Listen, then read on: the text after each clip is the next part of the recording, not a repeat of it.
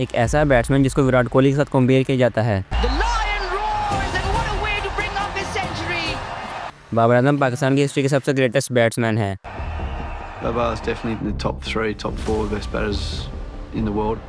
इन्होंने ना जाने कितने ही मैच पाकिस्तान को अकेले दम पर जितवाए हैं। एक समय तो इनका एवरेज विराट कोहली से भी ज्यादा हो गया था।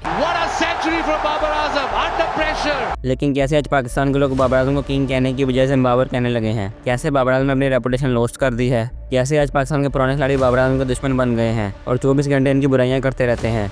आखिर इन 3 सालों में ऐसा क्या हुआ कि बाबर आजम ने अपनी इज्जत, कैप्टनसी और टीम में जगह भी खो दी। आज की इस डिटेल वीडियो में हम समझने की कोशिश करेंगे is this the end of Babar आजम।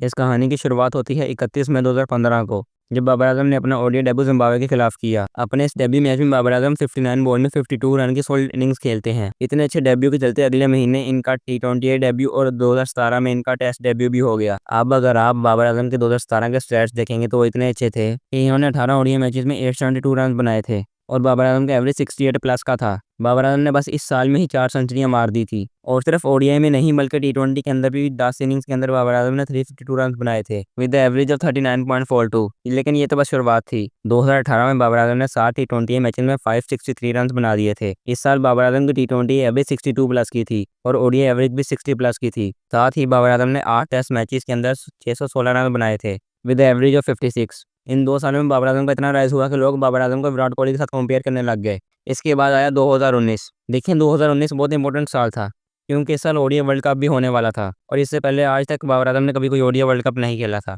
जब बाबर आजम इस वर्ल्ड कप में आए तो इन्होंने 8 इनिंग्स में 874 रन बनाए और पाकिस्तान की तरफ से हाईएस्ट रन स्कोरर भी बने। 2 साल पहले आया बंदा सबसे ज़्यादा रन बना चुका था पाकिस्तान के लिए, वो भी वर्ल्ड कप के अंदर। ये वही टाइम था जब पहली बार बाबर आजम को विराट कोहली के साथ कंपेयर किया गया था। इसकी एक वजह ये भी थी कि बाबर आजम ने लास्ट 3 साल में बहुत ज़्यादा रन बनाए थे, लेकिन इस वक्त विराट कोहली का पीक था जिसकी वजह से बाबर आजम का पीक दिखाई नहीं दे रहा था। ऐसा नहीं था कि बाबर आजम ने सिर्फ छोटी टीम के खिलाफ ही स्कोर बनाए थे, बल्कि सेना कंट्रीज़ के खिलाफ भी इनका रिकॉर्ड बहुत अच्छा था। 2019 के वर्ल्ड कप के बाद भी बाबर आजम अच्छा परफॉर्म करते रहे और वर्ल्ड कप के बाद श्रीलंका के खिलाफ ओडीआई सीरीज में भी सेंचुरी स्कोर की। 2019 तक बाबर आजम का पीक था। 2019 में जब सरफराज अहमद कप्तानी छोड़ देते हैं और फिर पीसीबी बाबर आजम को वाइट बॉल के कप्तान बना देती है। लेकिन फिर 2020 में कोविड आ जाता है जिसकी वजह से बाबर आजम ज़्यादा मैच नहीं खेल पाते। लेकिन इसके दरमियान बाबर आजम जिम्बाब्वे के खिलाफ एक ओडीआई सीरीज खेलते हैं जिसमें बाबर आजम 212 रन स्कोर करते हैं और इनका एवरेज 112 का होता है, जिसकी वजह से 2021 में Babar Azam ODI number 1 batsman बन जाते हैं। इसी साल बाबर आजम अपना पहला T20 वर्ल्ड कप भी खेलते हैं एज अ कैप्टन। इस वर्ल्ड कप में पाकिस्तान ने अपना पहला मैच इंडिया के खिलाफ खेलना था। ये T20 world cup Virat Kohli का एज अ कैप्टन आखिरी वर्ल्ड कप था और सबको लग रहा था कि ये वर्ल्ड कप इंडिया जीत जाएगी क्योंकि विराट कोहली इसमें अपनी पूरी एफर्ट डाल देंगे। इंडिया वर्सेस पाकिस्तान के मैच में इंडिया पहले बैटिंग करते हुए 151 का स्कोर करती है और पाकिस्तान को 152 का टारगेट देती है।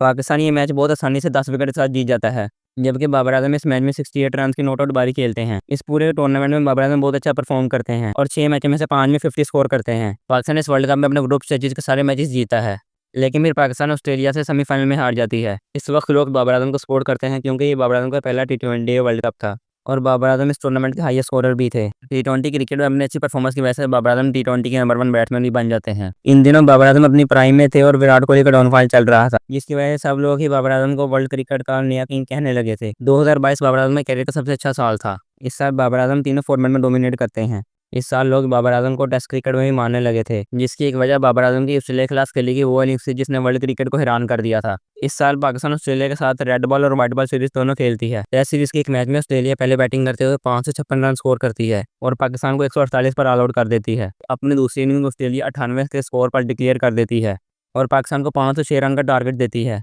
टारगेट को चेस करते हुए पाकिस्तान के 10 रन पर 2 खिलाड़ी आउट हो जाते हैं और सबको लगता है कि पाकिस्तान ये मैच हार गया है, मगर फिर बाबर आजम अपनी one of the greatest innings खेलते हैं और 196 स्कोर करते हैं 475 बॉल्स पर। 71 ओवर सिर्फ बाबर आजम ही खेल गए, जिसकी वजह से ये टेस्ट मैच ड्रा हो जाता है। इस इनिंग्स के बाद बाबर आजम टेस्ट रैंकिंग में भी तीसरे नंबर पर आ जाते हैं। इसके बाद पाकिस्तान ऑस्ट्रेलिया को 2-1 से ओडीआई सीरीज हराता है, जिसमें Babar Azam back to back century score करते हैं। फिर इस साल पाकिस्तान में वेस्ट इंडीज़ को एक ओडीआई सीरीज के अंदर वाइट वॉश करता है, जिसमें एक बार फिर बाबर आजम की 2 सेंचुरियाँ शामिल होती हैं। इस साल T20 वर्ल्ड कप से पहले बाबर आजम अपनी प्राइम फॉर्म में थे और लगभग हर मैच में सेंचुरी स्कोर कर रहे थे। इस T20 वर्ल्ड कप में भी पाकिस्तान का पहला मैच इंडिया के साथ था। इस मैच में पाकिस्तान पहले बैटिंग करती है और इंडिया को 160 रन का टारगेट देती है, जिसमें से बाबर आजम ने 0 रन स्कोर किए थे और इसी मैच में विराट कोहली 82 रन की one of the greatest innings खेलकर इंडिया का मैच जितवा देते हैं। इस T20 वर्ल्ड कप में पाकिस्तान फाइनल तक जाता है, मगर बाबर आजम पूरे टूर्नामेंट के अंदर 150 रन भी स्कोर नहीं कर पाते।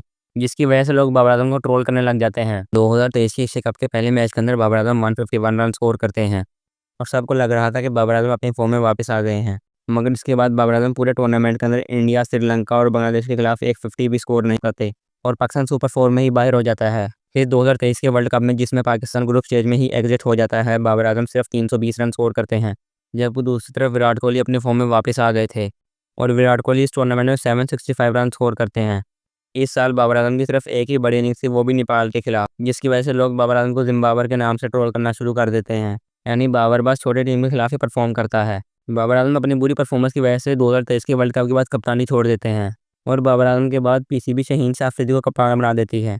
कैप्टनसी से रिजाइन के बाद Babar Azam as a player अच्छा परफॉर्म करते हैं और न्यूजीलैंड के खिलाफ एक T20 सीरीज में 3 50 भी स्कोर करते हैं, मगर फिर पता नहीं पीसीबी क्यों बाबर आजम को दोबारा कप्तान बना देती है। दोबारा कप्तान बनने के बाद बाबर आजम फिर से बुरा परफॉर्म करने लग जाते हैं।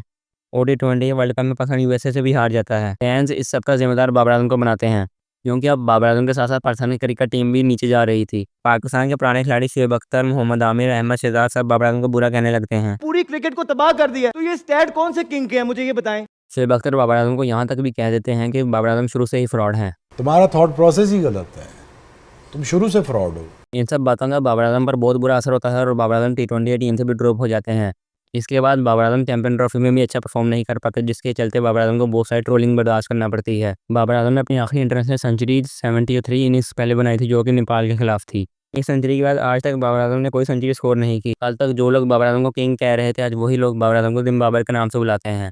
तेरी T20 जगह नहीं बढ़ रही। आपके ख्याल में क्या बाबर आजम अब कम बैक कर पाएंगे या नहीं, कमेंट में ज़रूर बताएं।